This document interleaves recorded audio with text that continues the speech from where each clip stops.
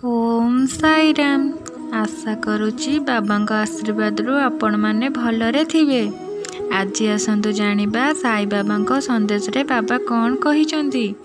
बाबा कहिचंती संपर्क सेतेबेले सुंदर लागे जेतेबेले जणे निजकू संपूर्ण रूपे अन्य जनक पाखरे समर्पण करि देई थाए।